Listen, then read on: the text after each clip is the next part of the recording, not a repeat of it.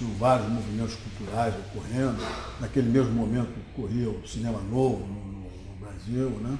Uma geração aí de cineastas, e nós tínhamos lá um cineclube, tinha um centro de teatro, então essas coisas foram fazendo uma amálgama, gerando uma participação muito intensa na vida social dos estudantes de então, né? E na minha também. Né?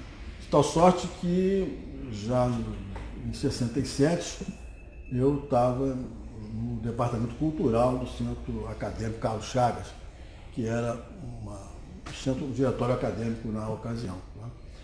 E simultaneamente tocando a minha vida de monitor, né, estudante, etc. Né?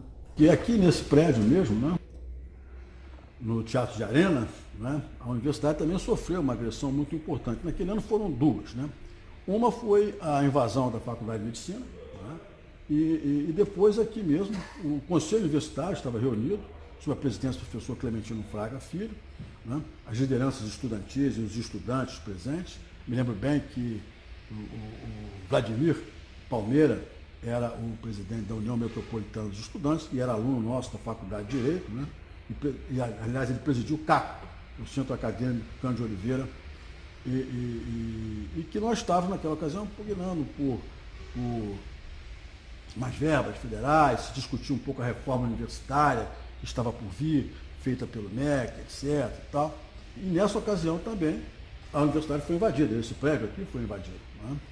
E muitas pessoas foram presas, muitos fugiram ali para o campo do Botafogo, e foi um episódio também de triste memória, mas que foi vivenciado por os alunos na ocasião, os professores também. O professor Clementino Fraga teve um papel muito importante naquela ocasião e, de uma certa maneira, impedindo que fosse invadido literalmente. O que fez ele? Ele saiu à frente dos estudantes, pelo aquele portão onde hoje é a entrada ali de carros, né? E como se liderasse a manifestação, e todos saíram para impedir que a polícia entrasse. Né? Foi um gesto simbólico, mas importante, né? Mas que acabaram o seu turno entrando, ainda que não da forma que talvez tivessem planejado.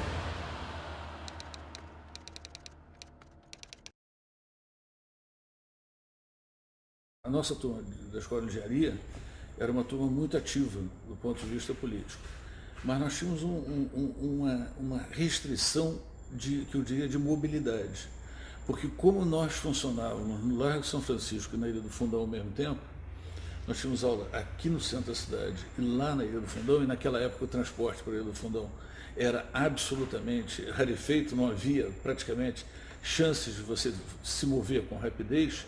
Então, essa atividade ela foi muito prejudicada naquelas turmas da Escola de Engenharia.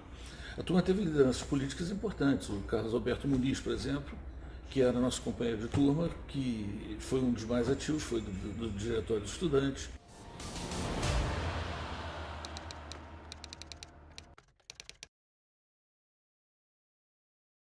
Porque você há de concordar que a União Nacional dos Estudantes era um dos vetores de formação da opinião pública e política brasileira. E era progressista, né?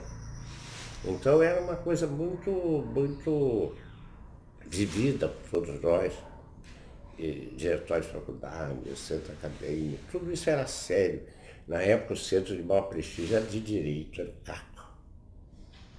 O CACO tinha um prestígio colossal, né?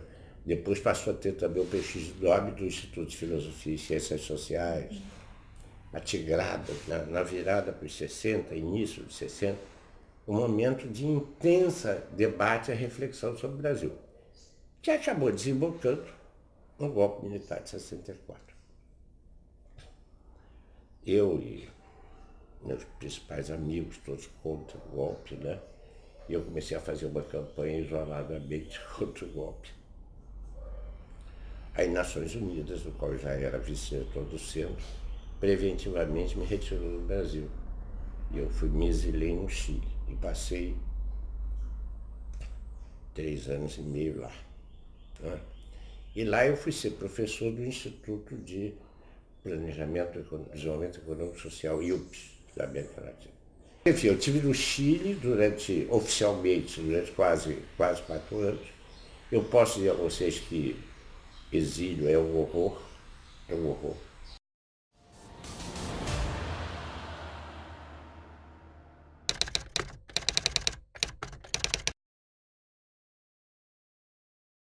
Em 1966, 1967, eu comecei a ser perseguido. Em 68, logo depois do ato 5, eles invadiram a casa dos meus pais, já estava morando escondido num apartamento no Jacaré, ficava numa ruazinha próximo à rua Lino Teixeira, que era meu bisavô.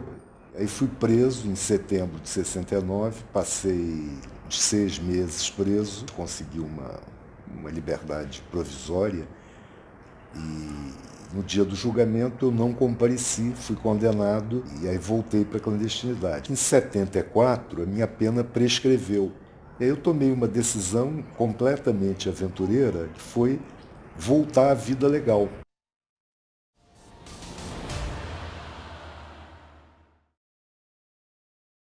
Que é o seguinte, que a gente não deve se iludir